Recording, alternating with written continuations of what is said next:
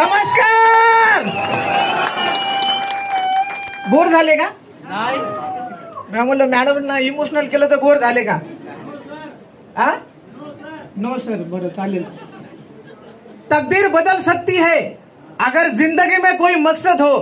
तकदीर बदल सकती है अगर जिंदगी में कोई मकसद हो, वरना जिंदगी गुजर जाएगी तकदीर को इल्जाम लगाते हुए. आज खरं म्हणजे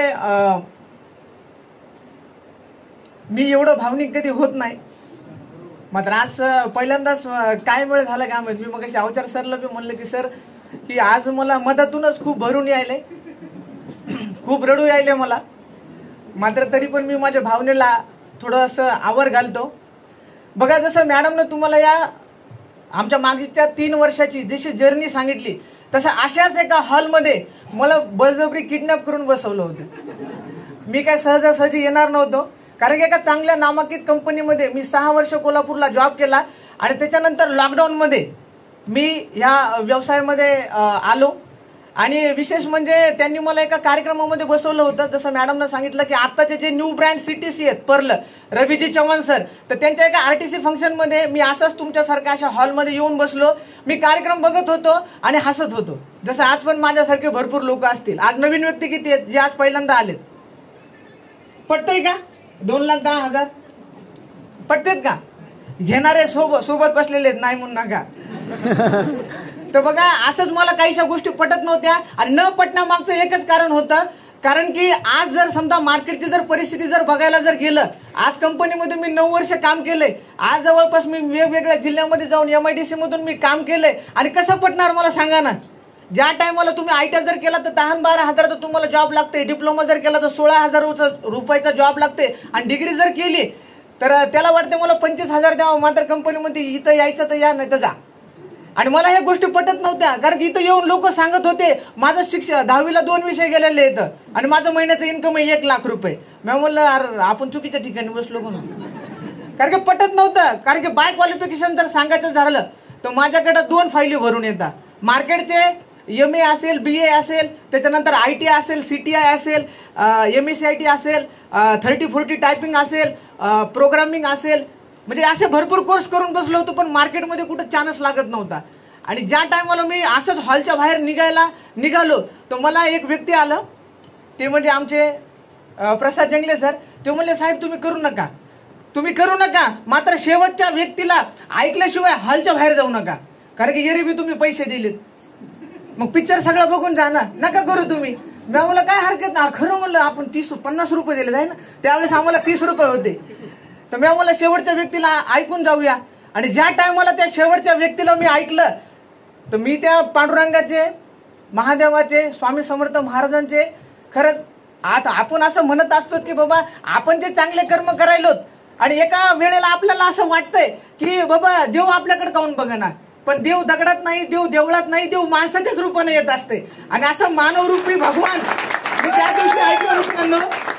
ज्या टायमाला मी सरांना ऐकलं तर माझ्यामध्ये जो युगो होता, मला जो शिक्षणाचा जो भ्रम तयार झाला होता, तर असे दुसरे तिसरे कोणी व्यक्ती नसून डायनामिक इव्होल्युशन मधले फर्स्ट डायमंड व्यक्तिमत्व, मराठवाडा आणि विदर्भाचे नॉलेजेबल किंग. आज त्या व्यक्तीचं दुसरं नाव जरी आलं मेसेजला तर मुंबईच्या षडमुखानंदा सारखा जो हॉल आहे तो जाम पॅक होतो. असे प्रोफेसर माणिकजी जाधव सर यांना मी खोटी वंदन करतो की धन्यवाद सर, की त्या दिवशी तुम्ही कार्यक्रमाला VIP म्हणून आलात.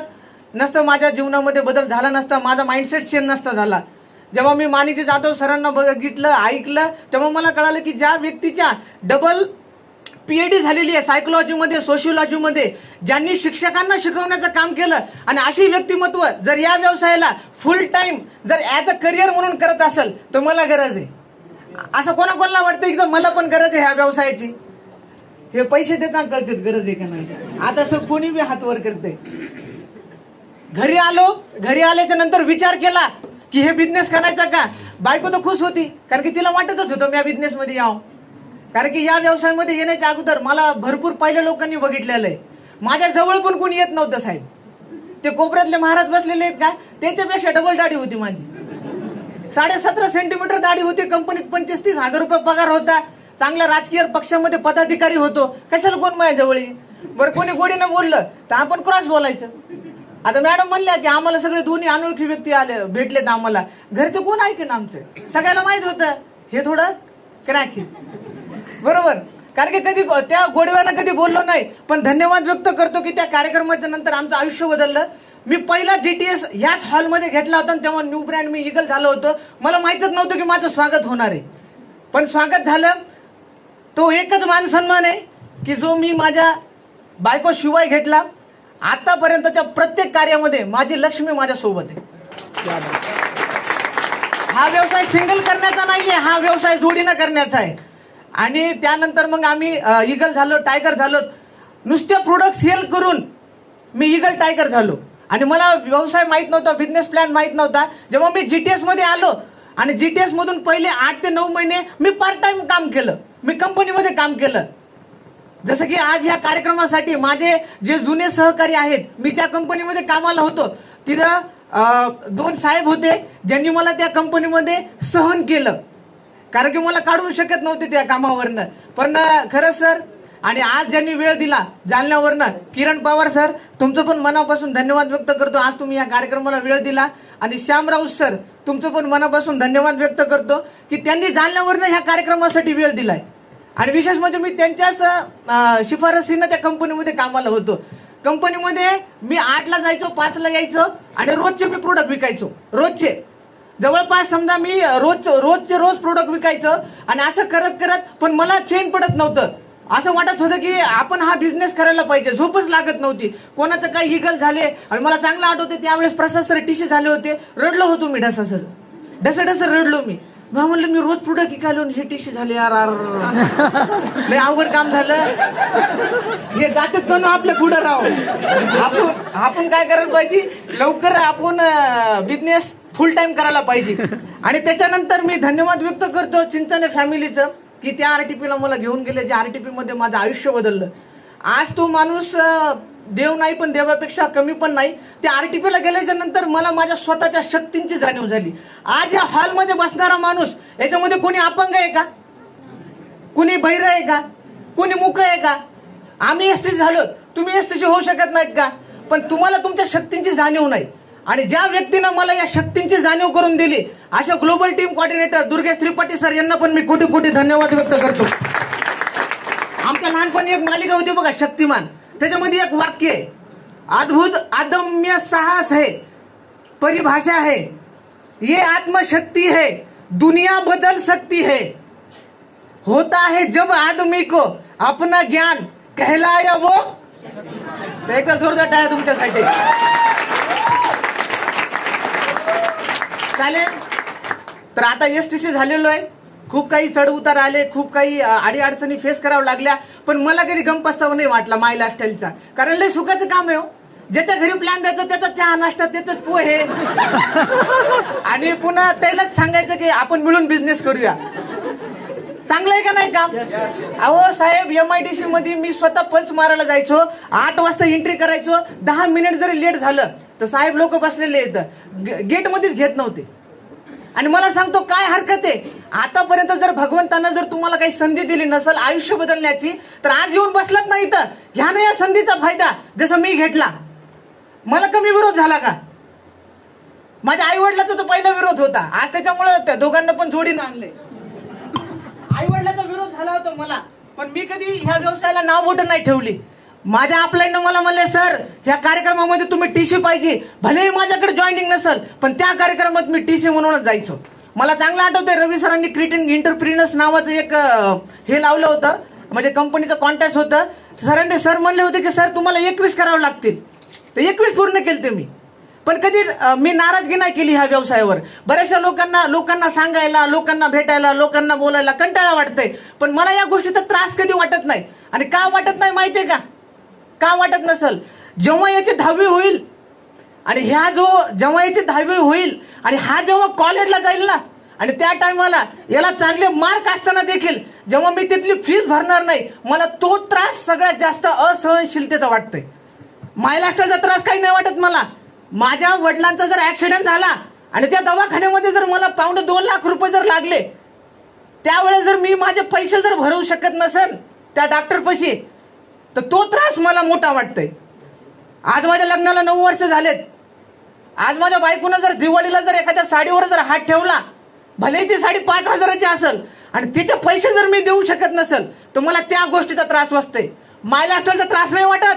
लोकांनी मला नाही म्हणू द्या, हो म्हणू द्या, 5-5, 6-6 महिने फॉलो घेतला मी अनोळखी व्यक्तीचा. माझा नंबर ब्लॅकलिस्ट मध्ये टाकला, मी त्यांच्या घरी जाऊन भेटलो, पण मला मायलास्टाईलचा कधी त्रास नाही वाटला. कारण ही एकच संधी आहे जी माझ्या आयुष्यामध्ये आली आणि 360 डिग्रीमध्ये माझं आयुष्य बदललं.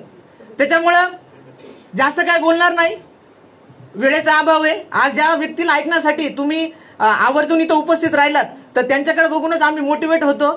आणि जसं की आजच्या ह्या कार्यक्रमासाठी ज्यांनी आज आपला बहुमूल्य वेळ या कार्यक्रमासाठी दिला, असे आपल्या छत्रपती संभाजीनगरवरनं आपल्या विनंतीला मान देऊन जे आज या कार्यक्रमामध्ये उपस्थित झाले असे माननीय श्री जयश्री बोंद्रे मॅडम आणि बोंद्रे सर यांचं मी मनापासून धन्यवाद व्यक्त करतो.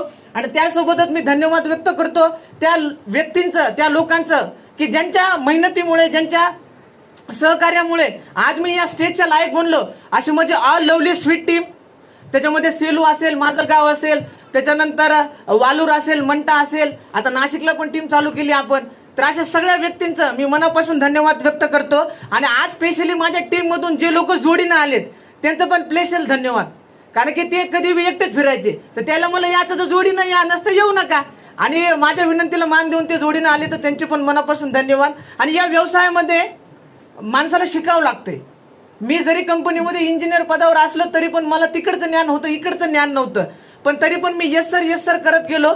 तसं या व्यवसायामध्ये ज्यांनी घडवलं, टिकवलं, शिकवलं आणि या स्टेजच्या लायक बनवलं असे आरटीसी चिंचाने फॅमिली, नांदुरे फॅमिली यांना पण मी कोटी कोटी धन्यवाद व्यक्त करतो. आणि ज्या व्यक्तीनं कधी ग्राउंडवर सपोर्ट केला नाही पण अप्रत्यक्षरित्या माझ्या सगळ्या हौशी पूर्ण केल्या, असे पाथरी पीयूसी सेंटरवर त्यांची भेट होत असते जवळपास, कुणालाही बिना चहाचं ते येऊ देत नाही, असे प्रकाश सत्वतर सर यांचं पण मी मनापासून धन्यवाद व्यक्त करतो सर. आणि त्यासोबतच काय बोलावं त्या व्यक्तीबद्दल, आज त्यांच्याकडे बघितलं तरी 2 जॉईनिंग निघतात. माझ्या सभागती जरी भेट झाली तर त्या दिवशी 2 जॉईनिंग घेऊनच येतो मी. एवढं एनर्जीचं, म्हणजे आम्ही त्यांना पॉवर हाऊस म्हणतो आमच्या टीम मध्ये. तर असे new brand CTC रविजी Chavan sir यांना पण मी मनापासून कोटी कोटी धन्यवाद व्यक्त करतो. आणि कसं विसरून चालेल त्या व्यक्तीला, ज्या व्यक्तीमुळे आज आमच्यासारखे करोडो म्हणता येईल, लाखो म्हणता येईल, ज्यांच्या आयुष्यामध्ये परिवर्तन झालं. नेहमी पाठीवर हात ठेवतात आणि म्हणतात की फक्त लढा तुम्ही, मी तुमच्या सोबत आहे. तर अशा परभणी जिल्ह्याचे founder distributor Anandji Avchar sir यांना पण मी मनापासून कोटी कोटी धन्यवाद व्यक्त करतो. आणि जाता जाता एक लास्ट मेसेज देईल, तुम्ही ऐकायला तयार का? नक्की ऐकणार? बघा, हा मेसेज भगवान श्रीकृष्णानं अर्जुनाला दिला होता, तोच फक्त मी कॉपी पेस्ट करून तुम्हाला सांगायलो. तुम्ही ऐकणार? बघा, भगवत गीता में भगवान श्री कृष्ण ने कहा था कि कर्म में अगर सच्चाई है, कर्म में अगर सच्चाई है तो कर्म कहाँ निष्फल होगा, वो आज नहीं तो कल होगा. लोहा जितना तपता है, लोहा जितना तपता है उतनी ही ताकत भरता है. हीरे को जितनी धार लगे वो उतना प्रखर चमकता है. मिट्टी का बर्तन तपता है तब धुन पर खूब खनकता है. सूरज जैसा बनना है तो सूरज जैसे जलना होगा. नदियों से आदर पाना है तो पर्वत छोड़ निकलना होगा. और हम शूरवीरों की धरती से है. हम ये क्यों सोचे कि राह सरल होगा, कुछ ज्यादा वक्त लगेगा, लेकिन संघर्ष जरूर सफल होगा. हर मुश्किल का हल होगा, वो आज नहीं तो कल होगा. आणि गायत्री, तुझे पण मनापासून धन्यवाद. आज ती माझी लाईफ पार्टनर जरी असली तरी माझी बिझनेस पार्टनर आहे आणि देवाशपथ खोटं सांगणार नाही.